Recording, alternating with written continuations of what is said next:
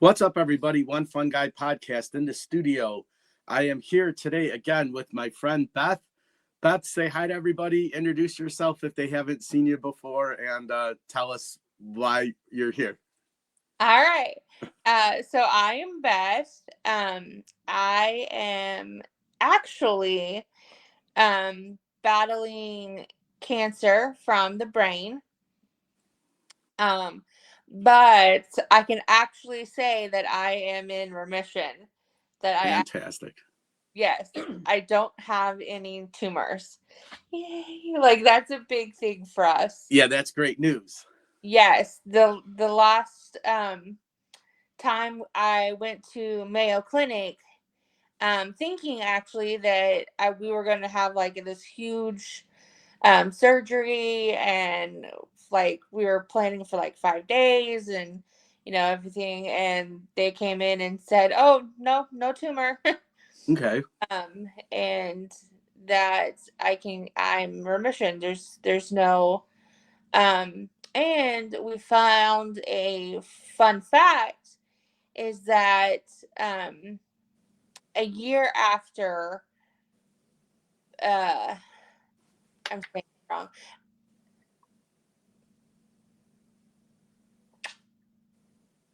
Okay.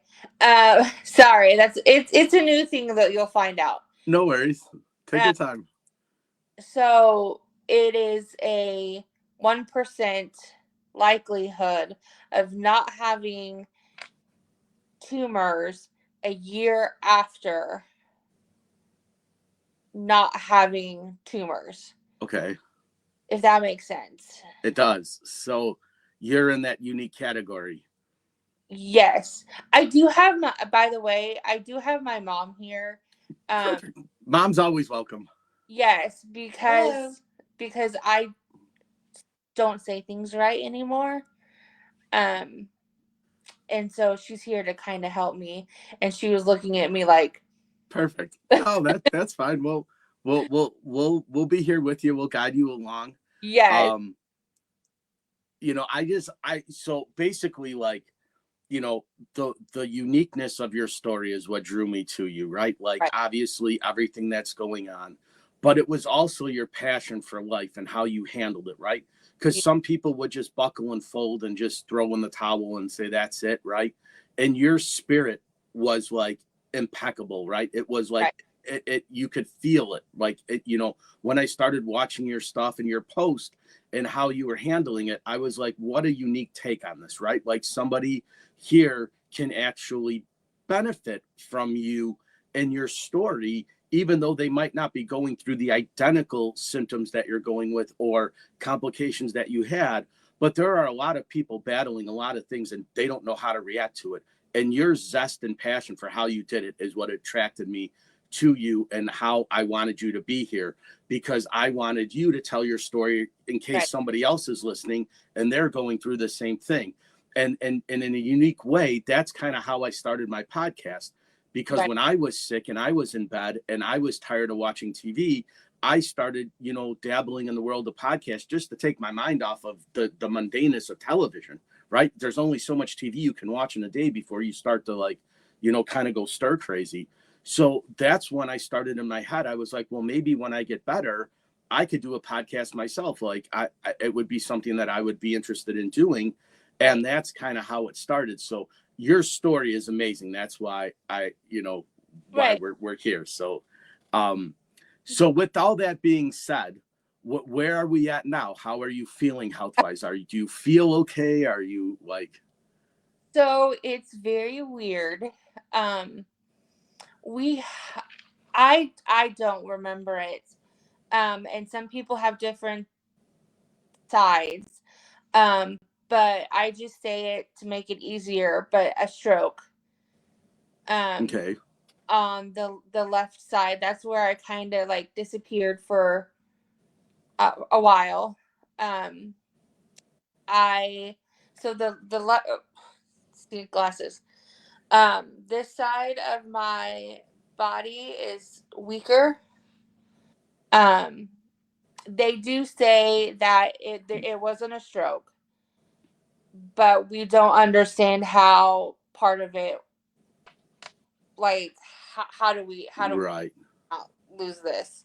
Okay. My dad said that you guys took me to the hospital. Yeah, we took her to the hospital. They did a CAT scan. There was no hemorrhage. There was no appearance of a stroke. And since then, she's had an MRI that shows there has been no stroke in the brain. Okay. So this is the right side of the brain controls the left side of the body. The left side of the brain controls the right side of the body. And this is just an effect of her brain damage. Yeah.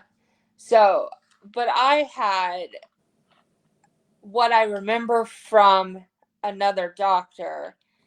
They said there was no way, and that most likely it was a stroke. They just can't say it because of all of the cortosis. I say it wrong. Necrosis. So we'll never ever know for sure. But the left side of my body is very weak, and I actually lost part of my vision. Okay. I have the tunnel. Okay. And the, what do you call it? The cause. Like I can't. Sometimes I can't talk right. Yeah, it doesn't. Okay. Like I'll tell you potato, and in my head I process potato, but in reality I want like a carrot. Okay. Like that's a random. Right. And so, memory. I'll tell you a funny one about that here in a second. Well, it's always funny, but we have that, and I have no memory. Like you can tell me, hey, in about 5 minutes we're gonna do this, and I'm gonna be like, what are we doing? And that's another funny one. There's a lot of funny ones with this because of this, which I'm happy that you said that because there's a lot. Sure. Now to memory, is it short term, or have you forgotten things from the past as well? A little bit of both? Yes. Okay. Like there's things that it's so weird because there's things that I can remember that are short term. And then there's things that are long term, and I don't even know long term either. Like, it's so weird. Just the brain itself is There's weird. Lots of times that Beth just has to go on faith that what we're telling her is the truth. Yes. Because she doesn't always remember. She doesn't always remember. She doesn't always remember correctly. Yes. Okay. Like I said, like the potato. Like yeah. And one of the biggest things that we have the challenge that we are really working on is self control. Like I do get frustrated. Like this is me, but not. I do get frustrated, and the counseling that I've started, it's part of me now controlling like not really anger, but an emotional outburst is what she has. And so that's not me, but it is now me. Right. And so those are one of the things that we're working through, and it's just part. All right, that that makes sense. Now, a question for you and your mom. Are there any like outlook as far as the doctors go to maybe reverse some of this? Like, is there anything that they can do? I know the brain is very difficult to navigate through, where if you have heart complications, the heart doctors know exactly what to do, but the brain is kind of not yet at the same level as other organs in the body do they think that through neuroscience this might be something that they can reverse, or are you just kind of hopeful at this point? Or people have told me no, because it's like a dead brain. I mean, okay, the radiation caused the necrosis. The necrosis is dead brain cells, and while the brain doesn't regrow those, she can make new routes okay, in her thinking and new neurons through. Yeah. So she's having to relearn So how to do some yeah. things. So right now I call it the therapy soup. I have something almost every day. I have occupational. I have. Okay, hold on. I have occupational. I was gonna do it for you, and Physical. yeah, the physical stuff. So okay, but they did say that no matter, You have speech. yeah, no matter what, I will have like I can build my strength, but I will always be weak on the left side, is what they said. okay, You know, sure, then I have speech, and they say speech, but it's really cognitive. Trying to help with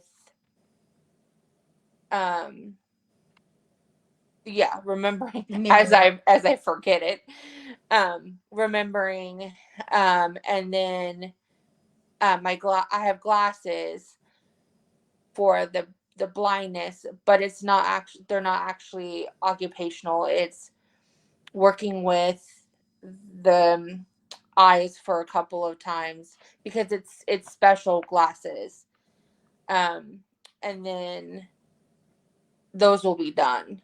Like there's no therapy for sure, that, because I'm always going to be blind. okay. Now, can you see at all? Like, Yeah. So I don't know if I can show you guys, but like I have the vocal, and then I don't know if you can over here, but the side is side for me, and yet okay, they documentation. Mom and I have discussed this. Officially say I'm legally blind. okay, Now, can he? Yes. But it's still like, if you look this way to the right, I still sometimes can't see. okay, Now it's getting better, training myself, to look. sure. Mom's got her hand up.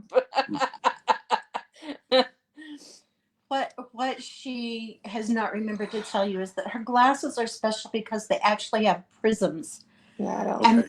prisms make her field of vision wider so that she can see more. Yeah. Okay, that makes sense. Yeah. And then reading was a problem, so she has bifocals. Yeah. Okay. Yeah. So but like she's not running into things as much as she as used much. Right. So a funny thing so I won't forget. It's kind of funny. It was I should have put a picture on, but for a while I looked like mini me. Okay. Because they were trying it out first. She looked like a minion. Is that not You what said I said? mini me. Oh, I said mini me. That's what I meant. Like a, because the glasses were. But yeah, it was our first time in in the Walmart. They were wanting us to see, like, read, like, kind of see if this is gonna work. And I was still running into things, like it was the first time, and also their first time having to deal with somebody that is blind. Sure. That's a new thing for anybody that was with. Right. And so there was a couple of people that I would hit. My parents would be like, "Oh, she's blind. She's blind." And then still to this day, we're still working on things, and it takes time Sure. to figure things out. And there's been a couple of times we're like trying to find something, and my mom's working faster to kind of get there, and I'm still walking slow. And all of a sudden she's gone, and here you are, a 40, 50, 57. I don't even know how old I am. You are 36. Okay, 36. 36-year-old lady having to yell, "Mommy, mom, where are you?" Because I can't see her. Yeah, sometimes mom gets distracted. Yeah. Sure. And she turns a corner without her. She forgets me. And those are just things that will come in time. Right. But that's just us. Like, Yeah. The great thing is her attitude toward it. Yeah. She could get really hateful about that situation, and she doesn't. She, that's why you have her. Yeah. She Well, and laughs through it. The last one, I had that dog, and we ended up getting rid of Penny, my dog. And so when they said that I'm legally blind, I was like, "Oh, I can have her. Like, we can train her." And the first thing that doctor said was, "It's actually a statistic not for blind people to have dogs." It's like they said it was a high percentage. I can't remember of women or just in general, of people didn't have them because of yes, the fall risk with the dog. Okay. So then they're like, "You shouldn't have a dog," and I'm like, "Dang it! I thought I was gonna get Penny back," but in reality, right, I'm a dog. I mean, if push came to pull and she became really totally blind, we would probably look into a service dog for her. Sure. At this point, it would be more of a hindrance. Yeah. Okay, that makes sense. And just to let you know, her sister took her dog for her. Oh, I think we talked about that. The other dog, Penny, yeah. Jenna took Penny. Trying to think anything else. With the vision and stuff. So yeah, so what I'll get at is like, so now moving forward, what is like the next steps now? Do you still have to go back to Mayo? Do you still have to check in with any doctors? Are you still like, tell us what's kind of going on with like from here moving forward now? So we actually do not have to go to Mayo unless something big happens, which is a blessing. I don't have to do chemo now because they are considered remission. Okay. I don't think I said that, did I? Oh well. But yeah, they don't have to. The concern we have is the Cushing's that we had. Okay. We've completed it, but okay. The keratosis. The necrosis? Yeah, we're not done. No, we are done with the. Anyways, I don't have to go to do the chemo. Okay. Where I was like going every so often. Right. And starting to. Yeah, she's finished cheaper. She's finished with the Avastin. That was that special thing that reduced the blood flow, and it did its job. She has some swelling sometimes, but she's taking care of it with any pain that she has with Tylenol. Right. Which is a major difference in that. She doesn't have to go to. I'm going to help her out a little bit because she doesn't have to go to Mayo again like she said, but she does regularly see her medical oncologist, Mm-hmm. and they will periodically do MRIs, Yeah, I still have just to. to make sure that, you know, it's Sure. not coming back. There is still high possibility it could, Yeah. just with having passed a year, she the chances of it coming back went way down. Yeah. It was Okay. a one Well, or the two. 1% club is that you've made it a year with brain cancer. No, that's what we were told. The 1% was, well, it doesn't matter. Okay. It's a percentage. Sure. That I'm not talking today. No, no worries. You're doing okay. I have days like that too. Like I have days where like you can't even tell, and then there's days that like Sure. I can't process. She's The one of the changes she's had is that in the past we've been able to at least try to figure out what she's talking about, because Sure. she tended to talk around a subject so we could tell, you know, sort of what she was saying. Now she has gotten to the place where she'll be talking about something and it's Mhm. completely off from Okay. what she's trying to Yeah. get at. Sure. And honestly, there's times that we all just go, a lot of times I'm just like whatever. If it's like really important, a lot of times I'm just like, I'll go get it, or like just get me up, and then I do whatever or Sure. move around because I just can't Okay. process. So on that subject, Uh-huh. do you ever write things down or like take notes or like video record yourself, or that way you have it, like in terms of like kind of like you can look back and say this is, what I was trying to say, or have you not thought about that? No, actually, I mean, there's times that she writes down funny things, but no, I didn't. I that's a didn't good do idea. that. Yeah. That's a really good idea. Well, thank you, sir. Yeah, no problem. That's what I did when I was sick. I wrote down pretty much. I started a journal and like a daily log, and I would just write like how I was feeling, and that way, when I was all done with everything, I could look back and I remember the date that I wrote it and like the agony I was in and the recovery. So it Yeah, helped me get through it.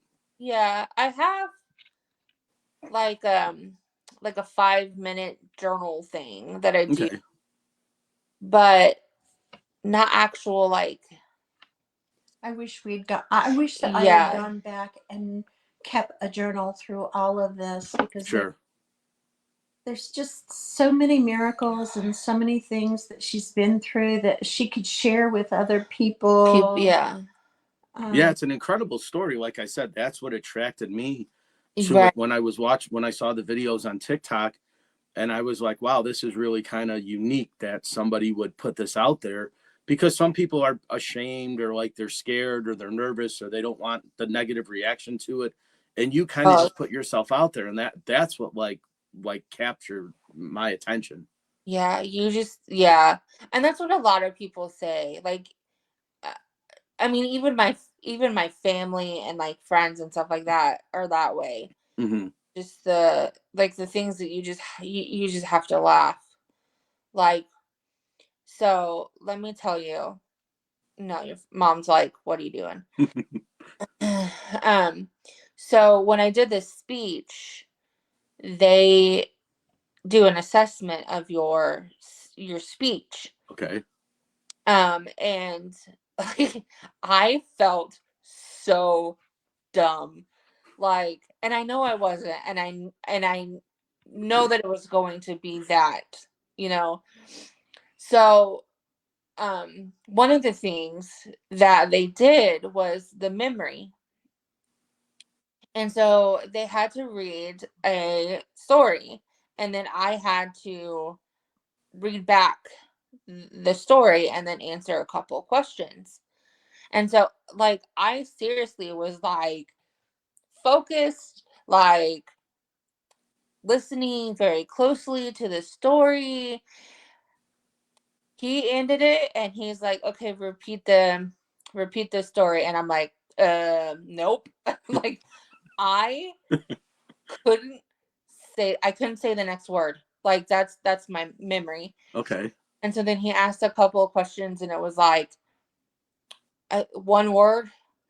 The first sentence you said was something totally not in the story, and the Yeah. second one, the only part of the story you got was that she cried. Yeah, that was it. Okay. Again, I'm an old lady. Like, I should be able to, nope. And actually we haven't gotten the reports, but it's definitely a deficit Severe deficit in memory. in memory. Okay. And even doing, okay, so the next thing I asked is like, I know like this is not accurate and it's whatever. But so I asked the guy, just out of curiosity, like, what's my age range? I want to know, like, what does my age, like, all of this assessment show? So again, mom and I had heard differently, which is common. We have different, even with my dad. So I got 10, what did I, 10 to 12 Yeah, something was like the that. age. You got 14 14 to to 65. Yeah, 14 to 65 That's a pretty big range. is my age. I'm like, I'm 2 years old. It's just funny, like, I mean, it's just, really impossible to tell it what age is. she Right. is. But just things like that, like, Sure. sometimes I feel like if I didn't have the mentality or like the seriousness, but like the goofiness, I feel like people would be like, It would be such a dreary life. dreary. Yeah. Right.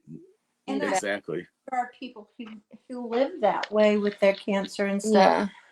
But she chooses Sure. to. Yeah, I Of just course, her mom would probably hit her upside. She beat me. decided to be. But like, I do things like that where that, like, those game things to help. Sure. So do they do like, so when you do your therapy, do they have like certain exercises to try to is that what happens? So they told me the other day to get one of my nieces and play matching. Okay. Like, that's how low I am. To play the match game? You didn't tell us. Oh, well, sorry. They told us to get flashcards for her. Flashcard. Okay. So one of the things, I was going to tell you this because it's comical and not. One of the things that they had me do was they pick 3 names. And they always have alphabetical and small. And so I'm supposed to backwards, forwards on the alphabet, and then the largest word. And the guy literally had to do that like 8 or 9 times before I even got it, and still like they still had to say, like, I think it was like a cat something. Okay. And so they would always have to say a cat blah, what's the largest number, or what's the largest number? And I'm like, a cat. Like, Right. it was horrible. And again, like, I think people would be discouraging. Sure. Kind of laughing at myself, like, I'm a dork. Like, taking it serious, but still being like, I'm a dork. Like, yeah. How is the patience with the people doing that stuff? Are they like do they get agitated, or do they kind of like tell you to focus, or is it like one of those things where they're kind of like, hey, you went through all this stuff, like let's do what we need to do, but like there has to be some kind of cutting breaks and like forgiveness there, like you have to have empathy with the situation. So this guy, we're I'm iffy. Um, they're all different. Sure. Like, this guy we've only had a couple of times. The last time, we'll see. Because he didn't like, yeah, he was kind of like that. Like you can tell he was kind of Agitated. not really agitated, but just like, okay, Yeah. like why are you not getting this? And I don't know if that guy has worked with people that are like the brain Sure. cancer stuff. Their practice is a lot of children. Yes, and Yeah. he does have a lot of children. Okay. So that might be a little different. But everyone else has been amazing. Like I call them my girls. Yeah. Like OT and PT are like cheerleaders. yes, they Okay. are, and they're amazing. Like my OT, I do things like I make my beds, and I do it on my left side. The other day, or the last time, my mom and I made cupcakes, and then my mom and I decorated, and that's considered PT because it's pressure OT. OT. And I can do it on the right. Okay. So sorry, what were we talking about? Just how you have cheerleaders and yeah. So those girls are amazing, and I will never, like, I will try really hard to never have to leave them. Okay. Now, have they ever talked to you about like if anything experimental came out, would you want to be like a test subject? Have they ever like chatted with you about that, like new medicines or new things that they might say, hey, if you're willing, we'd like to try this on you? So one of the things that we actually tried, which is good that you said that, because I want to tell everyone. So we found out that there's a new trial for people or anything that has strokes, Okay. to ask for the not steroid, the what did we take for the antibiotic? Yes, the antibiotic, Okay. because you only have so long, and it's supposed to help with vision. Okay. Like we got 3 weeks, 4 weeks, and not knowing if it would work or not, because there's only so long. Sure. Mine did not work, but again, could have been too late. It's still trials and stuff like that, but there is a trial going out there. I don't know if they ask for it, so people might have to say, hey, can we have this steroid, like we know about this Okay. Antibiotic, please give us the antibiotic. Sure. They said that there's only so long, and I can't remember, and I'm sure if there's statistics out there, we can find it. Right. People. But yes. There's just something I got to say here while we're talking about trials. Sure.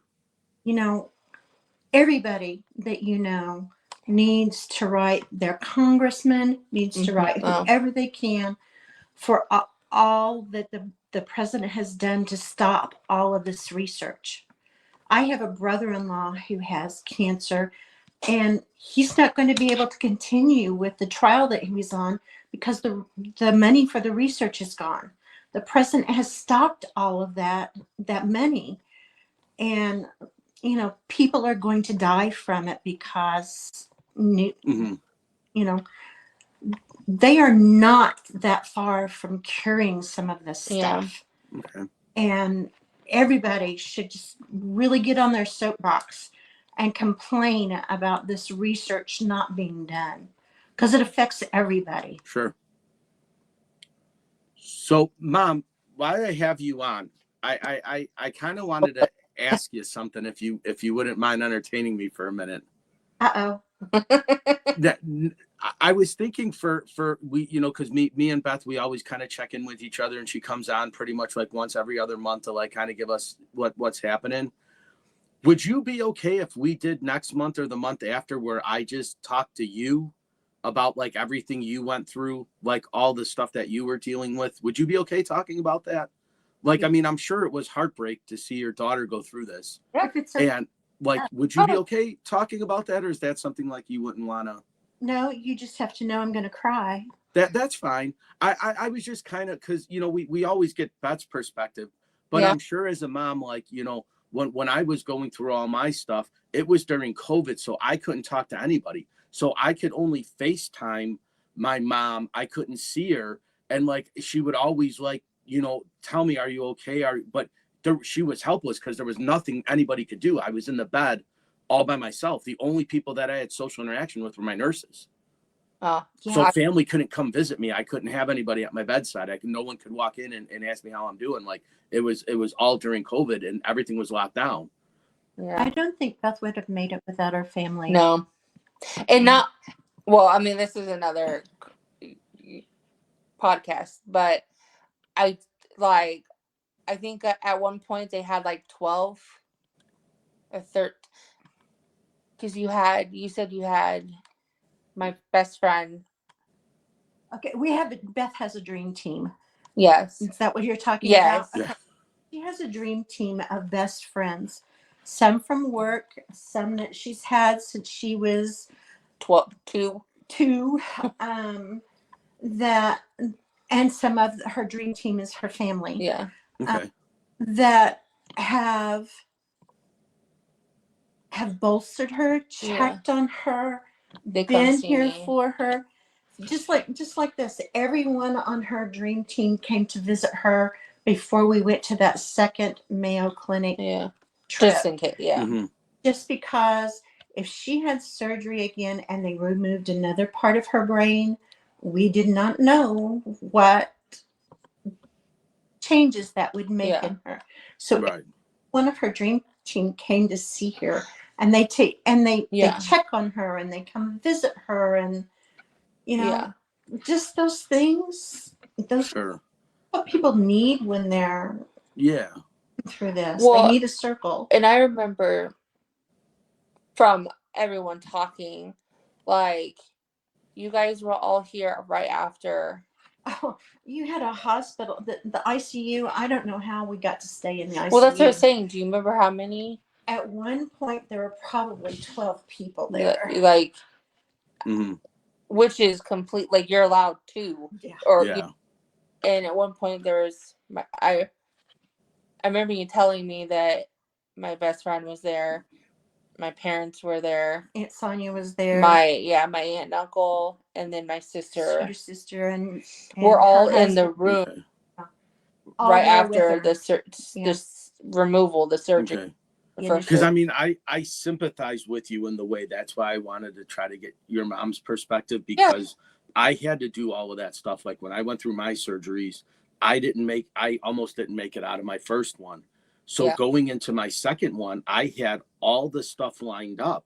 I was like, if I don't make it, I had a friend of mine I talked to. I'm like, hey, you have to tell my mom what to do. You have to tell Crystal what to do. You have to tell, sell all my firearms, get all my stuff that I have, like monetary. And they're like, well, you're going to make it through. I'm like, I know you're saying that as a friend, but I'm like, if I don't, I need you to do these things, because my family's not going to know how to get my insurance policy from work. You are. My family's not going to know how to collect my benefits. You are. So it was a very tough situation to have a friend go to lunch and say, hey, listen, if I don't make it, this is what I need you to do. Can you do this for me? Yes or no? And it's very hard to put somebody in that position because, like, if I didn't make it, he would have had to do all the legwork. There's nobody else. And those are very tough conversations. Sure. We did tackle we've tackled most of those conversations and what goes on, but it's, my heart breaks for you that you went through that without physical family. Yeah. My nurses were great because, like I said, I remember I had a nurse one time when I was going through my dialysis. They put a catheter in my neck and I really couldn't talk. It hurt really bad. And I was so weak, I couldn't hold the phone up. So the nurse stood there in front of me for like 20 minutes and just held the phone in my face so I could talk to my family because there was no other way for me to do it. I wouldn't have been able to hold the phone up and talk because I couldn't do both. Because you can't move because I had a catheter in my neck. So you have to stay completely still. And the only time I could talk was in that little bit of a window while they were doing it. And he held the phone up for me. Like so I was very lucky and fortunate that I had really good nurses that took very good care of me. Not only that, but you have better, because I don't know if I could do that. Like if I didn't have, I'm my mommy, Yeah, it was tough because obviously when they release you from the hospital and you come home, then you have your whole support system there. Right. But when I was at the hospital, my only social interaction was the nurses because they obviously no one was allowed in and out of the hospital. They just weren't. They was on lockdown. Yeah. I can remember my daughter is a physician's assistant. Beth's sister is, and that is my daughter, isn't it? Anyway, I can remember her coming home in tears with, if they'd had someone who passed away and could have no family there, or some of the things that the people were going through. Just sincerely, God bless our medical people, even now. Yeah, I mean, I've seen more doctors and nurses than I care to ever see again in the last 4 years of my life, but without them, I wouldn't be sitting here. So that's exactly it. And Beth has probably 15 doctors. Yeah. By the time she's got her Wichita doctors, her Mayo doctors, and her KU doctors. And all have been amazing. They have just absolutely wonderful. Yeah. And they keep track to her. The doctors actually reach out to her. She's a neurologist that says, I need to see you, make an appointment. Right. That's fantastic, right? That happens and that they follow up, and I still talk to my doctor and his assistant. She's been awesome. And they still check up on me even when they don't have to. So it's really, really nice that people care, And it's nice to see the medical field change that way. Sure. Well, and I get kind of thrown off when you get a new nurse or something that's just kind of out, and they don't understand, and so they don't act like the other ones, if that makes sense. Yeah. Most of the time, though, when we give her I have a sheet that I made, and that was one of the most important things that we did for Beth. It's a podcast. Oh, yeah.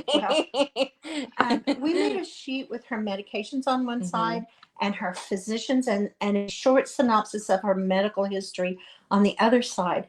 And sometimes, especially if you're walking into a new doctor, you hand that to them and they're looking at it because she had at one point she had close to 20 medications. Yeah. Right. Then they turn it over and look at the history and all of the doctors, and they're going, oh, this is more complicated than I thought. And their attitude kind of is. Yeah. It's funny because when I saw my primary doctor for the first time, he looked at my chart the same way you opened it up, and he goes, I can't really help you. He goes, I'm a Ford mechanic. He's like, and you need Ferrari mechanics. Just because of all the stuff that I went through, he didn't know what to do. He's like, I don't know. He goes, I don't know how to help you. He goes, these specialists are way beyond what I can give you. Yeah. So he's like, I needed him for referrals to see all the specialists. But when he looked at my chart, he was like, wow. He's like, there's nothing I can do for you. Well, Well, not only and- that, Oh, go but ahead. I love this new thing. It's the medical. True. Okay. This way. Yeah. And so paramedics, all they have to do is do the little code thing, It's just got Yeah. a code on the back. and they have all of my history. Yeah. Those are fantastic. And they also have, even though they still technically have to do like look at the POA. Mm-hmm. I have a copy of the POA. Mhm. We did learn that sometimes the EMS doesn't get everything. Like the last time. Yeah, the last time you went, they didn't. She had been to through their service before, but it didn't upload. Yeah. And all of that system is so wonderful, but yet it sometimes doesn't work. So But this guy walks in and he's like, "All right, what do you need?" And I'm sitting there like, "Well, I called 911." Like, Yeah. but they didn't know. Like, Right. And it's very like it's very unique because you're in a position where, like, if you were there and you were in bed, most people wouldn't think that you had anything wrong. Correct. Right. Like they can't. Yeah. So I'm the same way, right? Like I don't have a spleen. They did a splenectomy on me. So if they were to put a needle in my arm to give me IV or to give me anything, it would cause a big bruise and I might, bleed out. Right. So like I have a medical ID bracelet too that says like I don't have a spleen. Please be cautious when administering needles. right. Because from the naked eye, everyone says, "Oh, you look fine."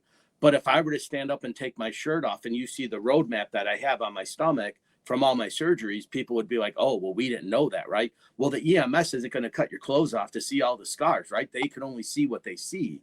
And So they don't know any better. So in terms of that, having one of those, ID bracelets is a phenomenal thing. yeah, and it's that and your Apple phone Mm-hmm.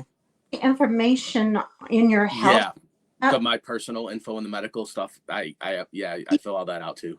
Yeah, even if your phone is locked, Yeah. EMS there's when you look at it, there's an emergency thing. Mm-hmm. They'll let them in to see your emergency stuff. Yeah. Because it's the same way because it has all my information, but it also has my emergency contacts on it. It's well. best things that has happened, and it gives the other people that freedom. Sure. If something were to happen, that information would be given. It doesn't have to be. And if it's a really bad something happened, My mom and dad would be hysterical, and well, I mean, the family around you forgets stuff. Yeah. Sure. And can't because of the emotion and the. Yeah. Oh yeah. Yeah. It's absolutely. Those are always good. There was something else in between. I'm starting to learn to keep notes. Well, that's the best thing, right? Like having a notebook, like I always have one near me, right? For everything, even if I'm doing like non-podcast stuff, like if an idea pops into my head, a lot of times you don't think to go to your phone, to go to your notes section to type it in. So I just write it down. Like I have notepads everywhere. Like it's just kind of. Which is really hard for me because growing up, I had that, I don't know if I told you, I had a disability. And so the way that I compensated that was that I want to say it was like that. What's it called? Photographic memory. But it's. I know what you're talking about. But it's not the like thing. Right. And so now, like, I do that, but I still can't do that. Sure. So having to train myself, I can't remember. Right. I need a pad to keep some and around. So yeah. And we've learned that when she starts to say something, you let her finish it. Yes. Because otherwise she'll forget it. Sure. No going back to what. No, that makes total sense. And that's something that we're learning. Because I mean, my dad's the same way. Like he likes to get it out so he doesn't forget. And so sometimes I don't want to say collide, but we both Right. get it out, and then we're Sure. like, Sometimes they both get it out and neither one is one of us listening remember. to Yeah, yeah. It's always fun. Yeah, Yes. But that's great. if Beth is okay with Oh, me yeah. talking to you, And we've talked about it before. yeah, I would be happy to share. Yeah, that would be, I just kind of like it because it's unique hearing it from Beth. Obviously, she went through it, but it's also kind of a unique perspective to get like what you went through, because I'm sure you feel helpless, like there's nothing you could do to help. Like you just got to kind of wait. And it's such probably an eerie feeling that like you want to jump in and you can't. Well, and just the way that we found out, you Mhm. know, of this was that way. It was just some doctor walked in and said, "You got Yeah. oh, by the way, you got brain cancer. We're sending you to KU." Well, yeah, Yeah, That's right. I'm sure. So, yeah, it, yeah. well, I'm totally cool with Mom. yeah. Well, let's do this. Let's plan then for maybe if not next month, the month after. I'll obviously have you on, Beth, as well, but I'll have your mom on and we'll kind of just walk through her perspective, uniqueness of the situation. We'll obviously check back on you to Right. make sure that you're still going well. And then we'll just kind of all three of us will just have, a discussion on how this all broke down from pretty much the first time she heard the news all the way through. Cause I'm sure your journey's been tough, but her journey's probably been very tough as well. Right, absolutely. Can we do it sooner versus later? We do whatever you want. Somebody's getting surgery. Okay. He finally feels comfortable enough for me and where I'm at for her to finally have surgery and put herself. Yeah, we can plan it out. Just send me some dates and we'll figure it out. And we'll get it done. She was not. Anyways. Perfect. Well, I'm glad you're doing better, Beth. Obviously, yeah. I'm glad to see this is kind of behind you now, and you're obviously it's still you got some stuff ahead, but I think the bigger part of everything is gone. So that is such great news. That you're doing it, and I wish you the best of luck as always, and keep fighting, keep that spirit up, and we'll check in with you soon, and we'll set up some dates to do this again. Awesome. I love that. All right. Well, you take care of yourself. Bye, Mom. Bye. All right. We'll see you guys soon. All right. Okay. All right.